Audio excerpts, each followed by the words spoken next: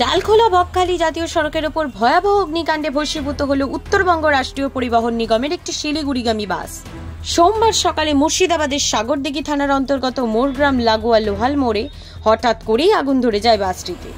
সৌভাগ্যবশত ঘটনায় কোনো হতাহতের খবর নেই। পরিবহন দপ্তর সূত্রে জানা গিয়েছে, রানাঘাট ডিপো থেকে সকাল 7টা নাগাদ ছাড়ে বাসটি। গন্তব্য ছিল শিলিগুড়ি।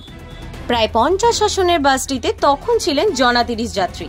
প্রত্যক্ষদর্শীদের বর্ণনায় চলন্ত অবস্থায় আচমকা ইঞ্জিনে আগুন লাগে।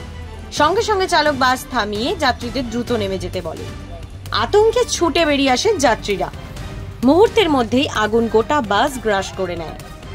বাসের মধ্যে থাকা অগ্নি নির্বাপন যন্ত্র দিয়ে আগুন নিয়ন্ত্রণের চেষ্টা হলেও তাতে লাভ হয়নি। খবর পেয়ে সাগরদিঘি থানার পুলিশ ও দমকলের ইঞ্জিন ঘটনাস্থলে পৌঁছয়। তবে ততক্ষণে আগুনে পুড়ে ছাই হয়ে যায় গোটা বাস। উত্তরবঙ্গ পরিবহন দপ্তরের মুর্শিদাবাদ ডিভিশনাল ম্যানেজার সুমিত ভৌমিক জানিয়েছেন, বহরমপুর ডিভিশনের ইঞ্জিনিয়াররা ঘটনাস্থলে তদন্ত শুরু করেছেন। প্রাথমিকভাবে অনুমান শর্ট সার্কিট থেকেই আগুন লাগে, তবে এর পিছনে অন্য কোনো কারণ আছে কিনা তাও খতিয়ে দেখা হচ্ছে।